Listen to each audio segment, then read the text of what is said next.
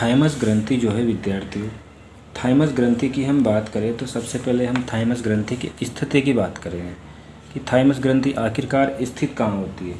तो ये हृदय तथा महाधमनी के ऊपरी भाग में स्थित होते हुए ये, इसके बारे में हम बात करें तो हृदय तथा महाधमनी, हृदय तथा महाधमनी हृदय तथा महाधमनी के ऊपरी भाग में स्थित होती है। कहाँ पर स्थित होती है? हृदय तथा महाधमनी के ऊपरी भाग में ये स्थित होती है। अब हम बात करते हैं विद्यार्थियों इसकी आगे।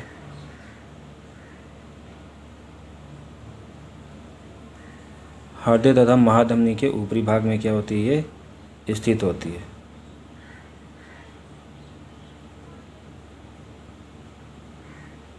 हृदय तथा महाधमनी के ऊपरी भाग में ये ग्रंथि स्थित होती है और ट्रेकिया के समीप होती है। ऊपरी भाग में स्थित होती है और समीप कहाँ पे होती है?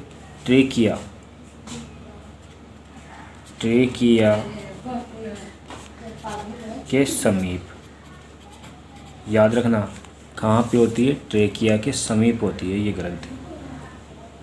अब इसके बाद हम इसकी बात करते हैं, कुछ इसकी खास विशेषता है।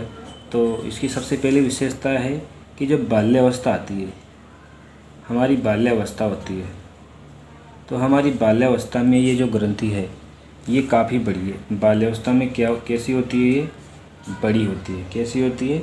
बड़ी। और कैसी होती है? ये बाल्यावस्था में सक्रिय होती है। बाल्यावस्था में बड़ी व सक्रिय होती है। लेकिन जब उम्र बढ़ती है तो उम्र के साथ, यानी जब व्यक्ति की उम्र बढ़ती है तो उम्र के साथ ये क्या हो जाती है? एक तरह से पतली डोर उम्र बढ़ती है तो ये पतली डोर बन जाती है। क्या बन जाती है? पतली डोर। यानी जब जैसे जैसे व्यक्ति की उम्र बढ़ती जाती है एक पतली डोर बन जाती है और ये एक तरह से निष्क्रिय रह जाती है। और लास्ट में हम देखते हैं कि ये प्रतिरक्षा तंत्र का, इसके बहुत सारे वर्ग हम वर्ग से पढ़ते रहेंगे। प्रतिरक्षा जो है, प्रतिरक्षा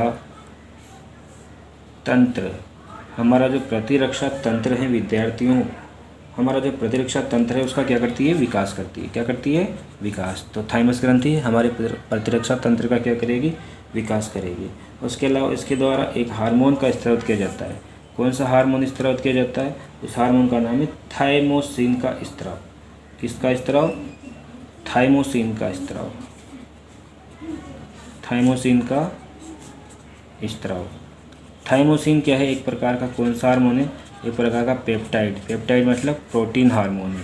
तो थाइमोसिन एक प्रकार का पेप्टाइड या प्रोटीन हार्मोन है विद्यार्थियों। इसके बाद हम बात करते हैं कि क्योंकि याद रखना कि जो टीकाकरण होता है वो बाल्यावस्था में किया जाता है। ठीक है, टीकाकरण किस में किया जाता है? बाल्यावस्था में किया जाता है। और टीकाकरण बाल्यावस्था में करते हैं, उसका कारण क्या है? टीकाकरण अगर हमारे बचपन में करते हैं उसका कारण है कि इस ग्रंथि की सक्रियता, यानी हमारी थाइमस ग्रंथि बचपन में अधिक सक्रिय होती है, इसलिए हमें टीकाकरण बाल्यावस्था में किया जाता है।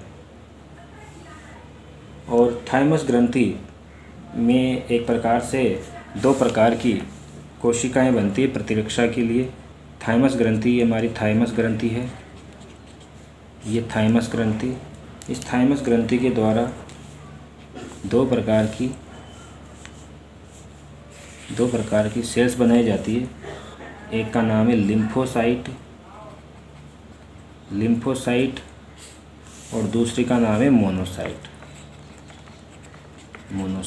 लिम्फोसाइट और मोनोसाइट। लिम्फोसाइट की बात करें विद्यार्थियों तो ये दो प्रकार से होती है। टी लिम्फोसाइट, इसके भी दो टाइप है। एक तो होती है टी लिम्फोसाइट और एक होती है बी लिम्फोसाइट। टी लिम्फोसाइट और बी लिम्फोसाइट। वापस टी लिम्फोसाइट है, ये भी दो तरह की होती है। टी लिम्फोसाइट के दो प्रकार हो जाते हैं। पहला प्रकार है टी मारक और दूसरा प्रकार हो जाएगा टी हेल्पर। एक तो टी मारक और टी हेल्पर। तो इस तरह से विद्यार्थियों ये थाइमस ग्रंथि, ये हमारे थाइमस ग्रंथि के बारे में और कुछ हमको जानना है। देखिए अगर हम बात करें तो ये प्रतिरक्षा का प्रमुख अंग है, यानी इसको क्या कहा जाता है, याद रखना, नोट डाल के लिखता हूँ मैं यहाँ पे, इसको बहुत अच्छे से याद रखना है। देखो कैसे याद रखना है इसको। ये क्या करती है, प्रतिरक्षा तंत्र का प्रमुख अंग है। एक पहली बात तो ये जो ग्रंथि है ये प्रतिरक्षा का प्रमुख अंग है, प्रतिरक्षा का प्रमुख अंग, प्रतिरक्षा का प्रमुख अंग है। और टी लिम्फोसाइट का प्रशिक्षण केंद्र है ये, वह टी लिम्फोसाइट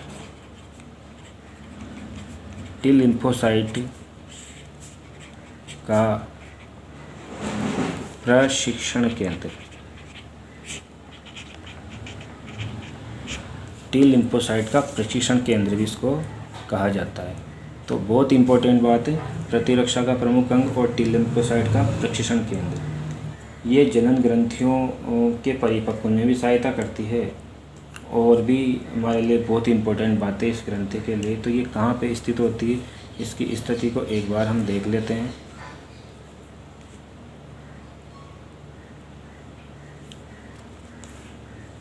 यहाँ पे मैं इसको बता देता हूँ आप लोगों को कि ये तो होती है हमारी ट्रेकिया। देखना यहाँ से, ये तो है हमारी ट्रेकिया और इस ट्रेकिया से निकली है ये दो हल्की सी पतली पतली सोचनियाँ और ये हमारे फेफड़े, याद रखना। ये विद्यार्थी हमारे लंग्स है, क्या है हमारे लंग्स, ठीक है।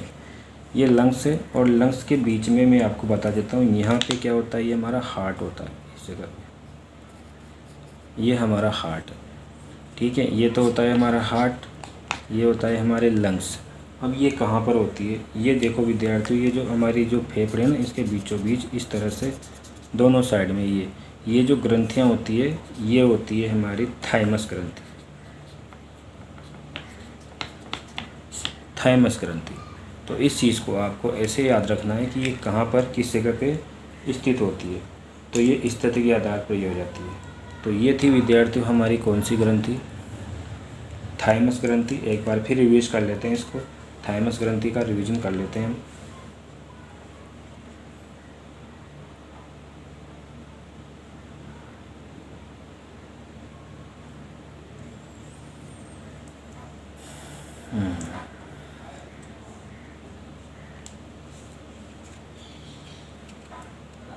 तो देखिए विद्यार्थियों, ये हमारी थाइमस ग्रंथि हृदय तथा महाधमनी के ऊपरी भाग में स्थित होती है और ट्रेकिया के समीप स्थित होती है। ये बाल्यावस्था में बड़ी और सक्रिय होती है और उम्र बढ़ने के साथ साथ ये पतली डोर की तरह रूप में रह जाती है, निष्क्रिय रह जाती है। और ये हमारे प्रतिरक्षा तंत्र के विकास के लिए बहुत सबसे इम्पोर्टेंट है। थाइमोसिन हार्मोन का स्राव करती है, जो कि विद्यार्थी एक पेप्टाइड प्रकृति का हार्मोन होता है।